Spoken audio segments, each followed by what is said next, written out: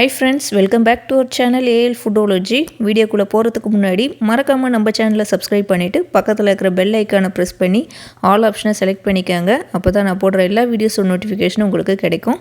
இன்ஸ்டாகிராம்லயே அப்படியே நம்ம பேஜை ஃபாலோ பண்ணிக்கங்க. இன்னைக்கு ஒரு ஹெல்த்தியான மட்டன் நுரையீரல் தொக்கு ரெசிபி தான் செய்ய போறோம். வாங்க எப்படி செய்யறதுன்னு பார்க்கலாம்.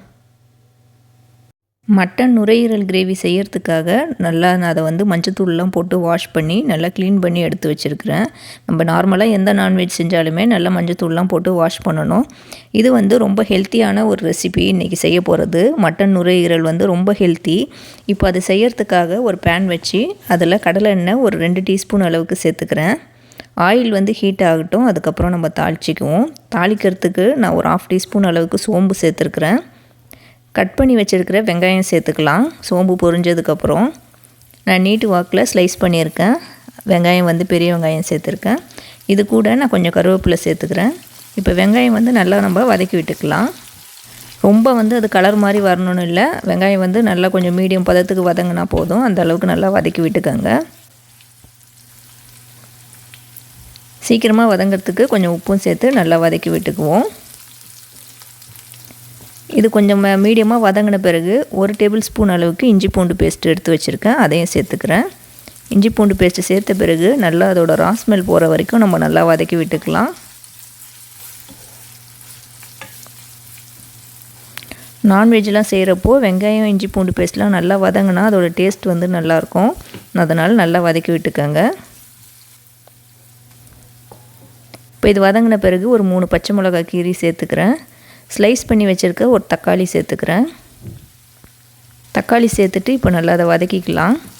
தக்காளி கொஞ்சம் சீக்கிரமாக வதங்கிறதுக்காக ஒரு பிஞ்ச் உப்பும் நான் சேர்த்துருக்குறேன். தக்காளி நல்லா கொஞ்சம் மேஷ் ஆகி வரணும். அந்த அளவுக்கு நல்லா வதக்கி விட்டுக்கோங்க. நல்லா பழமான தக்காளி எடுத்துக்கோங்க.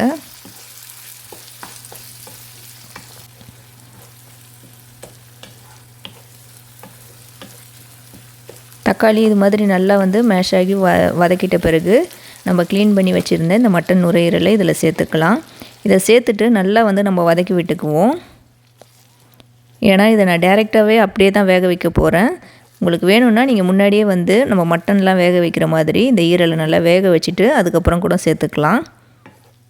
இது வேகிறது கொஞ்சம் ரொம்ப நேரம் ஆகும். அதனால் நல்லா எண்ணெயிலேயே இதை கொஞ்சம் நல்லா வதக்கி விட்டுக்கோங்க. இதை வதக்கி விட்டுட்டு நான் ஒரு 1/2 டீஸ்பூன் அளவுக்கு மஞ்சள் தூள் சேர்த்துக்கிறேன். ஒரு 2 டீஸ்பூன் அளவுக்கு மல்லித்தூள் சேர்த்துக்கிறேன். சோம்பு தூள் ஒரு 2 டேபிள் ஸ்பூன் சேர்த்துக்கிறேன். அதாவது பெருஞ்சீரகத்தூள்.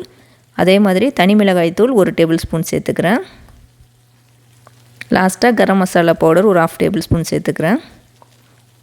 இதை சேர்த்துட்டு நல்லா நம்ம இப்போது மிக்ஸ் பண்ணிக்குவோம். அந்த தூளில் இருக்கிற ராஸ்மெல்லும் போகணும். மட்டன் அந்த ஈரலும் நல்லா நுரையீரல் நல்லா வதங்கணும். அதனால் நல்லா மிக்ஸ் பண்ணி விட்டுக்கோங்க. நம்ம எண்ணெயிலே எவ்வளோ சீக்கிரம் வதக்குறோமோ அதிலே அது கொஞ்சம் நல்லா வெந்துடும். அதனால் நல்லா வதக்கி விட்டுக்கோங்க. அது வேக வேக அதோடய சைஸ் சின்னதாகிடும். அதனால் நல்லா நம்ம வதக்கி விட்டுக்குவோம். இந்த மட்டன் நுரையீரல் நம்ம உடம்புக்கு ரொம்ப ரொம்ப ஹெல்த்தியானது. அதனால் நீங்களும் செஞ்சு சாப்பிடுங்க. இதை நல்லா நம்ம வதக்கி விட்டுட்டு ஒரு 10 நிமிஷம் பக்கம் நல்லா மூடி வச்சிடலாம்.